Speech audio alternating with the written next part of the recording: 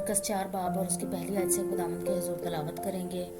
वो फिर झील के किनारे तालीम देने लगा और उसके पास ऐसी बड़ी भीड़ जमा हो गई कि वो झील में एक कश्ती में जा बैठा और सारी भीड़ खुश्की पर झील के किनारे रही और वो उनको तमसीलों में बहुत सी बातें सिखाने लगा और अपनी तालीम में उनसे कहा, सुनो, देखो, एक बोने वाला बीज बोने निकला और बोते वक्त यूं हुआ कि कुछ राह के किनारे गिरा और परिंदों ने आकर उसे चुग लिया और कुछ पथरीली ज़मीन पर गिरा जहां उसे बहुत मिट्टी ना मिली और गहरी मिट्टी ना मिलने के सबब से जल्द उग आया और जब सूरज निकला तो जल गया और जड़ ना होने के सबब से सूख गया और कुछ झाड़ियों में गिरा और झाड़ियों ने बढ़कर उसे दबा लिया और वो फल ना लाया और कुछ अच्छी ज़मीन पर गिरा और वो उगा और बढ़कर फला और कोई 30 गुना, कोई 60 गुना, कोई 100 गुना फल लाया।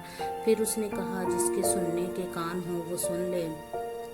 जब वो अकेला रह गया तो उसके साथियों ने उन 12 समेत उससे इन तमसीलों की बाबत पूछा। उसने उनसे कहा कि तुमको खुदा की बादशाही का भेद दिया गया है, मगर उनके लिए जो बाहर हैं सब बातें तमसीलों में होती हैं, ताकि वो देखते हुए देखें और मालूम ना करें और सुनते हुए सुनें और ना समझें, ऐसा ना हो कि वो रुजू लाएं और माफ़ी पाएं। फिर उसने उनसे कहा, क्या तुम ये तमसील नहीं समझे? फिर सब तमसीलों को क्यों कर समझोगे? बोने वाला कलाम बोता है, जो राह के किनारे हैं जहाँ कलाम बोया जाता है। ये वो हैं कि जब उन्होंने सुना तो शैतान फिलफौर आकर उस कलाम को जो उनमें बोया गया था उठा ले जाता है। और इसी तरह जो पथरीली ज़मीन में बोए गए हैं, ये वो हैं जो कलाम को सुनकर फिलफौर खुशी से कबूल कर लेते हैं और अपने अंदर जड़ नहीं रखते, बल्कि चंद रोज़ा हैं। फिर जब कलाम के सबब से मुसीबत या जुल्म बरपा होता है तो फिलफौर ठोकर खाते हैं। और जो झाड़ियों में बोए गए हैं वो और हैं, ये वो हैं जिन्होंने कलाम सुना और दुनिया की फ़िक्र और दौलत का फ़रेब और चीज़ों का लालच दाखिल होकर कलाम को दबा देते हैं और वो बेफल रह जाता है। और जो अच्छी ज़मीन में बोए गए हैं, ये वो हैं जो कलाम को सुनते और कबूल करते और फल लाते हैं, कोई 30 गुना, कोई 60 गुना, कोई 100 गुना। और उसने उनसे कहा, क्या चिराग इसलिए लाते हैं कि पैमाना या पलंग के नीचे रखा जाए? क्या इसलिए नहीं कि चिरागदान पर रखा जाए? क्योंकि कोई चीज़ छुपी नहीं मगर इसलिए कि ज़ाहिर हो जाए, और पोशीदा नहीं हुई मगर इसलिए कि ज़हूर में आए। अगर किसी के सुनने के कान हों तो सुन ले। फिर उसने उनसे कहा, खबरदार रहो कि क्या सुनते हो। जिस पैमाना से तुम नापते हो उसी से तुम्हारे लिए नापा जाएगा और तुमको ज़्यादा दिया जाएगा, क्योंकि जिसके पास है उसे दिया जाएगा और जिसके पास नहीं है उससे वो भी जो इसके पास है ले लिया जाएगा। और उसने कहा, खुदा की बादशाही ऐसी है जैसे कोई आदमी ज़मीन में बीज डाले और रात को सोए और दिन को जागे, और वो बीज इस तरह उगे और बढ़े कि वो ना जाने। ज़मीन आप से आप फल लाती है, पहले पत्ती, फिर बालियाँ, फिर बालों में तैयार दाने।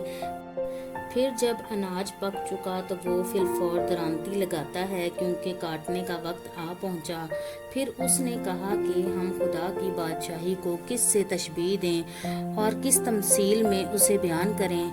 वो राई के दाने की मानद है कि जब ज़मीन में बोया जाता है तो ज़मीन के सब बीजों से छोटा होता है, मगर जब बो दिया गया तो उगकर सब तरकारियों से बड़ा हो जाता है और ऐसी बड़ी डालियां निकालता है कि हवा के परिंदे उसके साया में बसेरा कर सकते हैं। और वो उनको इस किस्म की बहुत सी तमसीलें दे देकर उनकी समझ के मुताबिक कलाम सुनाता था और बेतमसील उनसे कुछ ना कहता था, लेकिन खलवत में अपने ख़ास शागिर्दों से सब बातों के मायने बयान करता था।